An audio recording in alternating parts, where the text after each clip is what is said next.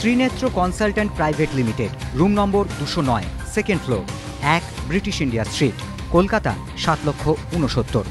সারদা সংকটের আবহে এখন বিতর্কের কেন্দ্রবিন্দু মধ্য কলকাতার ব্রিটিশ ইন্ডিয়া স্ট্রিটের এই বাড়ি। সৌজন্যে ত্রিনেত্র কনসালট্যান্ট প্রাইভেট লিমিটেড। এই 209 নম্বর ঘরে 4টে সংস্থার দপ্তর রয়েছে, যার মধ্যে অন্যতম ত্রিনেত্র কনসালটেন্ট প্রাইভেট লিমিটেড।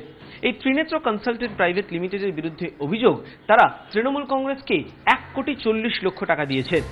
বিজেপির দাবি, তৃণমূলের পক্ষ থেকে দলের সর্বভারতীয় সাধারণ সম্পাদক মুকুল রায় স্বাক্ষরিত যে হিসেব পেশ করা হয়েছে নির্বাচন কমিশনে, তাতে দেখানো হয়েছে 2013-14 আর্থিক বছরে দল ত্রিনেত্র কনসালট্যান্ট প্রাইভেট লিমিটেডের কাছ থেকে অনুদান হিসেবে পেয়েছে 1,40,00,000 টাকা।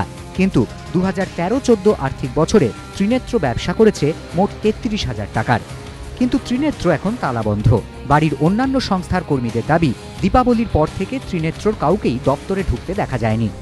সংস্থার ডিরেক্টর্স রিপোর্টকে উদ্ধৃত করে দ্য টেলিগ্রাফে প্রকাশিত খবর অনুযায়ী 2013 সালে সংস্থার লোকসানের পরিমাণ ছিল 4,121 টাকা, আর 2014 সালে মুনাফার পরিমাণ 13,589 টাকা। তাহলে কি করে তৃণমূলকে এত বিপুল পরিমাণ চাঁদা দিল ত্রিনেত্র কনসালটেন্ট?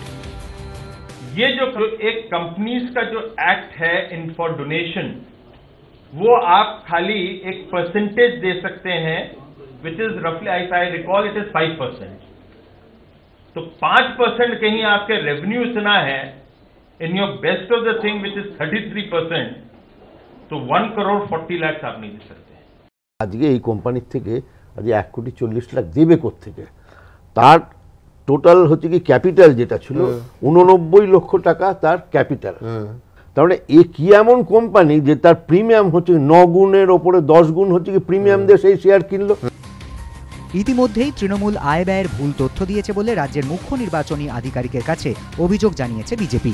corporatedir.com নামে এক অনলাইন ডিরেক্টরিকে উদ্ধৃত করে দ্য টেলিগ্রাফের খবরে বলা হয়েছে, 2011 সালের 25শে এপ্রিল ত্রিনেত্র কনসালট্যান্টের রেজিস্ট্রেশন হয়, আর 2014 সালের 31শে মার্চ তৃণমূলকে চাঁদা দেয় ওই সংস্থা। দ্য টেলিগ্রাফের প্রতিবেদনে আরও বলা হয়েছে, কোম্পানি আইনে 293A1 বি ধারা অনুযায়ী অন্তত 3 বছরের পুরনো সংস্থা না হলে রাজনৈতিক দলকে অনুদান দেওয়া যায় না। কিন্তু 3 বছর পূর্ণ হওয়ার 25 দিন আগেই তৃণমূল কংগ্রেসকে 1,40,00,000 টাকা চাঁদা দিয়েছিল ত্রিনেত্র কনসালট্যান্ট। দ্য টেলিগ্রাফের প্রতিবেদনে আরও বলা হয়েছে, কোম্পানি আইনে 293A2 ধারা অনুযায়ী কোনো আর্থিক বছরে অনুদানের পরিমাণ কখনোই সংস্থার মুনাফার 5 গুণ বেশি হতে পারে না। কিন্তু 2013 সালে সংস্থার লোকসানের পরিমাণ ছিল 4,121 টাকা, আর 2014 সালে মুনাফার পরিমাণ 13,589 টাকা। তাহলে তৃণমূলকে 1,40,00,000 টাকা অনুদান দিল কিভাবে ত্রিনেত্র কনসালট্যান্ট?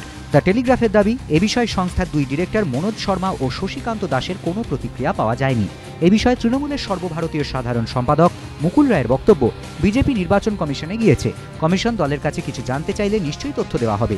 প্রশ্ন উঠছে, তাহলে কি তৃণমূলকে অনুদান দিয়েছে অন্য কেউ আর নাম নথিভুক্ত করা হয়েছে ত্রিনেত্র কনসালট্যান্টের, নাকি শস্যের মধ্যেই লুকিয়ে ভূত? সব মিলিয়ে ঘনীভূত ত্রিনেত্র রহস্য। এবিপি আনন্দ।